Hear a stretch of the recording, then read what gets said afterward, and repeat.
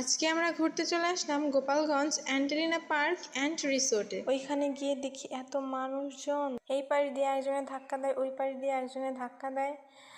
দেখতেই পারছেন এইখানে রেস্টুরেন্টের ছাদে যাওয়ার চেষ্টা করছি, কিন্তু এত ভিড় যেতেই পারছি না। তারপরে অনেক কষ্টে অনেক ধাক্কাধাক্কি খাওয়ার পরে অবশেষে উঠেই গেলাম ছাদে। এখানে দেখতেই পারছেন আমার ছেলেটা কত খুশি এত মানুষজন দেখে, এত লাইটিং দেখে। তারপর আমরা একটু ওখানে ঘোরাঘুরি করলাম, কিছু ছবি তুললাম। এরপরে চলে আসলাম নিচে আরও কিছু ছবি এবং ভিডিও করার জন্য।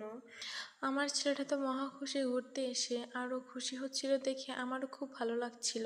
আসলে এই জায়গাটা খুবই সুন্দর। তারপরে চলে গিয়েছিলাম কিছু ভিডিও ক্লিপ নিতে, ছবি তুলতে, কিন্তু মানুষের ধাক্কাধাক্কির কারণে কিছুই করতে পারিনি। অবশেষে একটু ফাঁকা জায়গা পেলাম, ছবি তুলে নিলাম, ভিডিও করে নিলাম। তারপর দেখতে দেখতে সন্ধ্যা হয়ে গেল। এখন চলে যাচ্ছি স্টেজের দিকে, যেখানে গান হচ্ছিল, নাচ হচ্ছিল। ওই দিন গোপালগঞ্জে সাইফ ভাইয়া এসেছিল গান গাইতে, এবং তার সাথে মেরিনা আপুও এসেছিল গান গাইতে। দেখতেই পারছেন এখানে কত ভিড়, সবাই সাইফ ভাইয়া এবং মেরিনাপুর গান শোনার জন্য অপেক্ষা করছিল। এখানে সাইফ ভাইয়া লাল শাড়ি পরিয়া কন্যা এই গানটি গাচ্ছিল, সবাই তাকে রিকোয়েস্ট করেছিল এই গানটি গাওয়ার জন্য। তারপরে ওইখান থেকে গান শুনে টুনে চলে গেলাম কিছু ছবি তুলতে।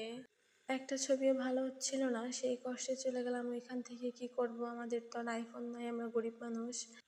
যাওয়ার সময় দেখি সামনে একটি আয়না লাগানো, আয়নার সামনে দাঁড়িয়ে একটু ভাবসাব নিলাম, তারপরে বাসার দিকে রওনা হলাম।